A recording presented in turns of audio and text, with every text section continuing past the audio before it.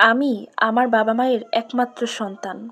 ছোটবেলা থেকে খুব বেশি আদর যত্নে বড় হতে পারিনি। আস্তে, আস্তে যখন বড় হলাম, তখন জানতে পারলাম আমার বাবা মানুষ হিসাবে খুব বেশি ভালো না। সে সব ধরনের নেশা করে এবং বাসায় এসে মায়ের উপরে অনেক বেশি অত্যাচার করে। আশেপাশের লোকজন যখন আমাকে আমার বাবাকে নিয়ে বা আমার পরিবারকে নিয়ে কথা শোনাতো, আমি কোনো ঝামেলা করতাম না। চুপচাপ সবার কথা শুনতাম আর একা, একা খুব কান্না করতাম। আমার সামনে বসে আমার বাবা আমার মাকে অনেক মারধর করত, কিন্তু আমি কখনোই কিছু করতে পারতাম না মায়ের জন্য। খুব কষ্ট হতো, কলিজাটা ফেটে যেত। এরপর আমার মা সিদ্ধান্ত নিল আমাকে নিয়ে এখানে আর থাকবে না, চলে যাবে নানুর বাড়িতে। বেশ কয়েকবার নানুর বাড়িতে চলেও গেল, কিন্তু আমার দাদু বারবার মাকে বুঝিয়ে শুনিয়ে আবার আমাদের বাড়িতে নিয়ে আসলো। মেয়ে হিসেবে আমি কখনোই বাবার খুব একটা ভালোবাসা পাইনি। বাবার ভালোবাসা কী জিনিস কখনোই সেটা বুঝতাম না। যাই হোক, আমি যতটাই বড় হতে লাগলাম আমার বাবা ঠিক ততটাই খারাপ হতে লাগলো। আমাদের বাসায় বাজার করতো না, আমার পড়াশোনার খরচ দিতে চাইতো না, সাথে মাকে তো অনেক মারধর করতোই। এরপর আমার মা সিদ্ধান্ত নিল সারা জীবনের জন্য সে এখান থেকে আমাকে নিয়ে চলে যাবে। এরপর আমার মা আমাকে নিয়ে আবারও নানু বাড়িতে চলে আসলো। আমি সেখান থেকেই পড়াশোনা করতে লাগলাম।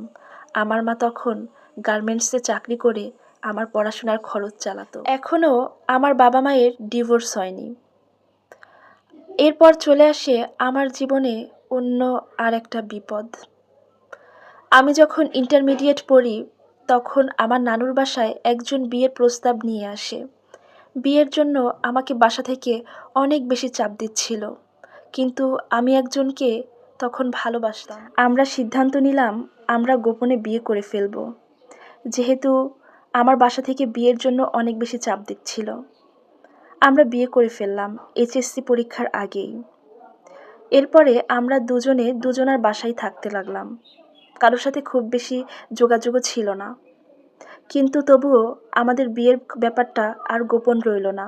জানাজানি হয়ে গেল, সবাই জেনে গেল, কিন্তু আমার পরিবার এবং ওর পরিবার বিষয়টা মানতেই চাচ্ছিল না।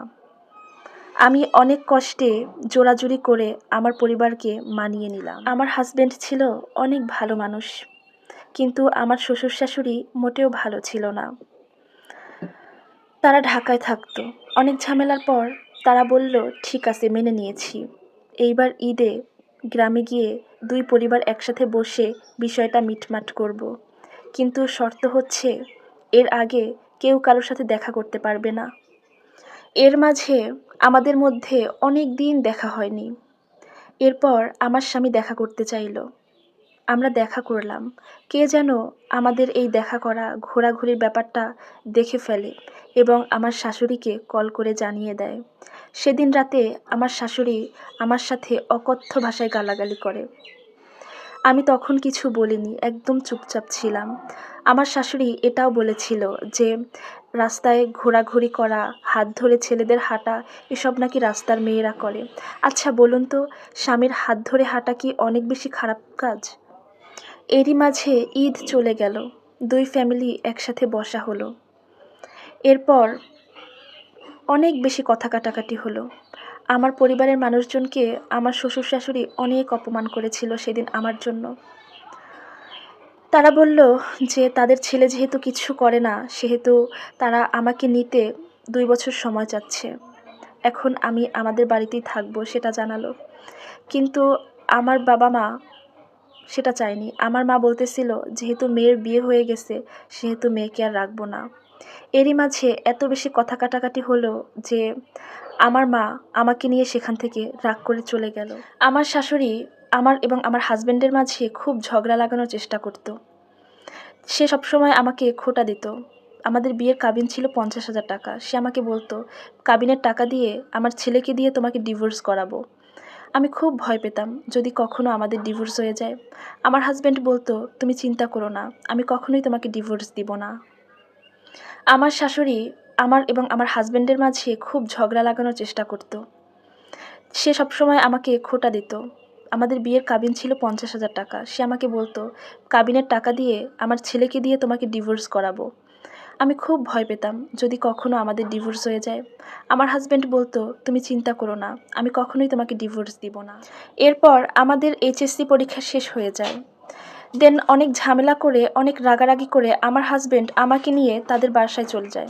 আমার হাজব্যান্ড ছিল তাদের ফ্যামিলির বড় ছেলে। তো যাই হোক, আমাকে নিয়ে যাওয়ার পরে তার ফ্যামিলির সবাই আমাকে অনেক কথা শোনায়। সেগুলো সহ্য না করতে পেরে আমার হাজব্যান্ড আবারও আমাকে নিয়ে আমার মায়ের বাসায় চলে আসে। আমার মা আমার হাজব্যান্ডকে একটা চাকরি ঠিক করে দেয় এবং সেখানেই এখন আমরা আলহামদুলিল্লাহ খুব ভালো আছি।